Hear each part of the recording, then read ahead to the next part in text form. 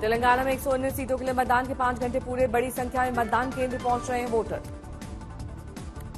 सुबह 11 बजे तक करीब 20% मतदान। राजनीतिक दलों की तरफ से अपनी अपनी जीत के दावे।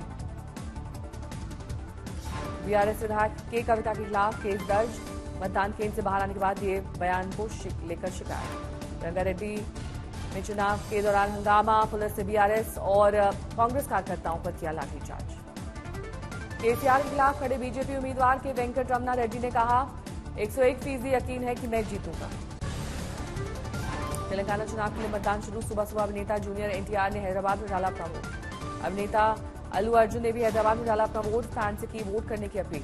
हैदराबाद में बीआरएस पार्टी नेता के कविता ने डाला अपना vote. DAV public school Banjara hill से के कविता की तस्वीरें आई सामने।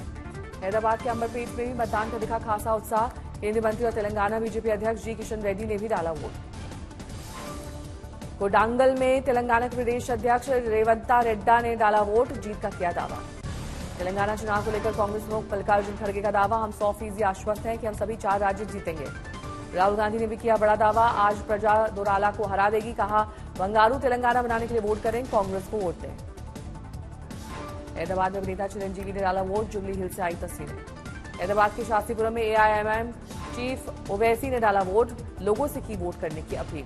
हैदराबाद के शास्त्रीपुरम से कांग्रेस नेता पूर्व कप्तान मोहम्मद अजहरुद्दीन ने डाला अपना वोट। हैदराबाद के नंदीनगर में तेलंगाना मंत्री और बीआरएस पार्टी के कार्यकारी अध्यक्ष केटी रामाराव ने डाला वोट। जीएचएमसी कम्युनिटी हॉल से सामने आई तस्वीरें।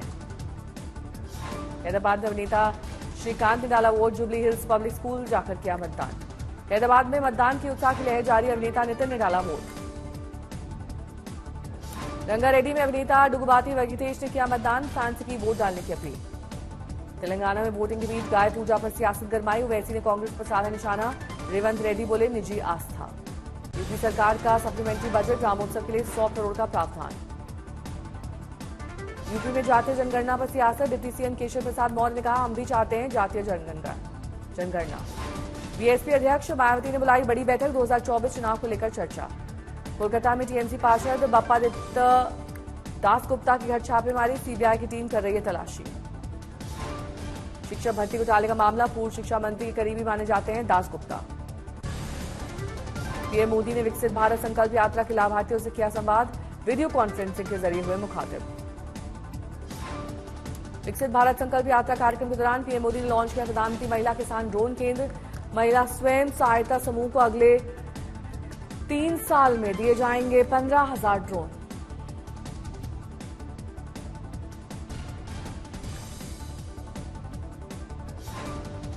देवघर एम्स में पीएम मोदी ने राष्ट्र समर्पित किया 100,000वां जन औषधि केंद्र। 10,000 से बढ़ाकर 25,000 की जाएंगी जन औषधि केंद्रों की संख्या।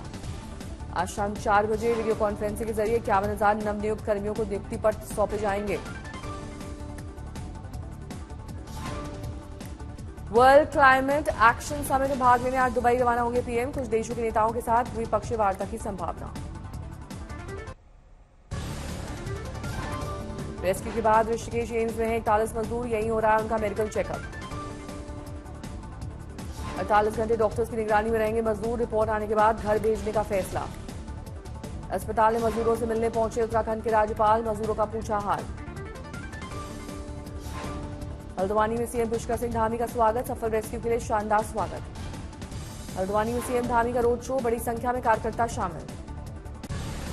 सलक्यारा टनल से 41 मजदूरों के सफल रेस्क्यू के बाद देहरादून में सीएम धामी के घर जश्न मनाया गया। इगास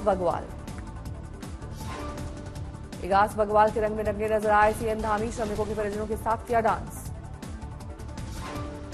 उत्तरकाशी में सुरंग के रेस्क्यू के बाद एम्स ऋषिकेश पहुंचे सभी 41 मजदूर स्वस्थ। 48 घंटे डॉक्टर्स की निगरानी में रहेंगे।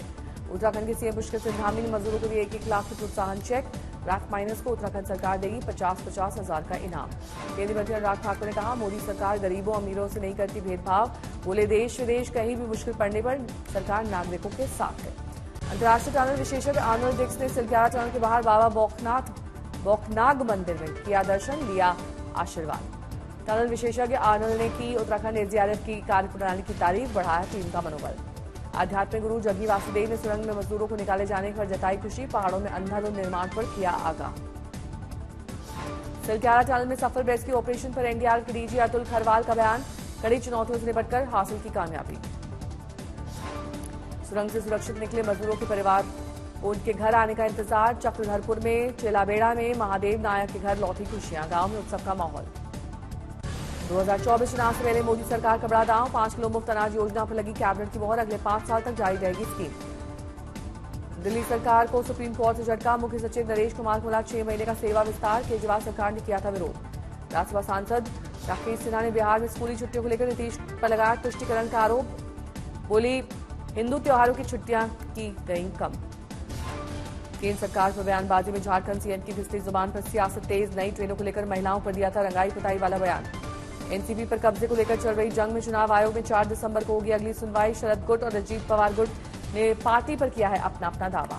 बिहार में एकेडमिक कैलेंडर पर उठे विवाद को लेकर शिक्षा विभाग का फरमान, स्कूलों विश्वविद्यालयों में संघ बनाने पर लगाई रोक, शिक्षकों के संघ से जुड़ने पर पाबंदी।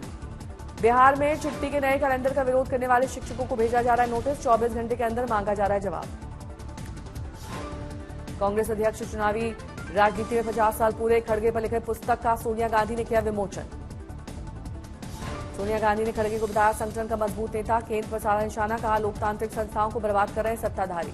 एनडीएमसी की जनरल मीटिंग में नहीं पहुंचे दिल्ली के मुख्यमंत्री, बीजेपी ने उठाए सवाल। चेन्नई सहित तमिलनाडु के कई इलाकों में भारी बारिश, तमाम जगहों पर भरा पानी।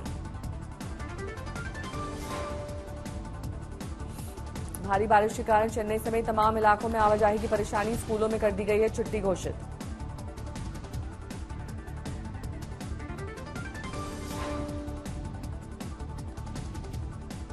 तमिलनाडु के शोलिंगनल्लूर में भारी बारिश की वजह से सड़क पर लगा जाम, यातायात बुरी तरह से प्रभावित। प्रभावित इलाकों में लोगों की हर संभव मदद की तैयारी, तमिलनाडु के सीएम स्टालिन ने अफसरों, मंत्रियों, विधायकों और स्थानीय प्रतिनिधियों को दिए निर्देश। दक्षिण पूर्वी बंगाल की खाड़ी और दक्षिणी अंडमान सागर के इलाकों में निम्न दबाव के चलते बारिश, तमिलनाडु में अगले कुछ दिन तक जारी रह सकती है बारिश।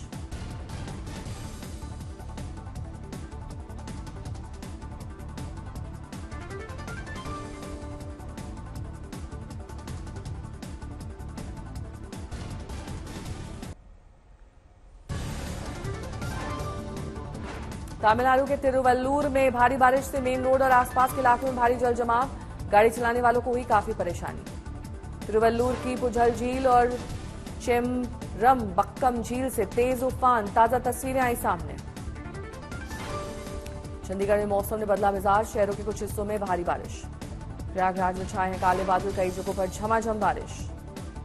उदयपुर में घने कोहरे से जनजीवन प्रभावित, लोगों को है सड़क हादसे का खतरा। तमिलनाडु के नागापट्टिनम में भारी बारिश, 2 दिन से जारी, कई जगहों पर भरा पानी। तमिलनाडु के रानीपेट आईएमडी ने चक्रवात की चेतावनी जारी की, 5 एनडीआरएफ टीम की पहले से की गई है तैनाती।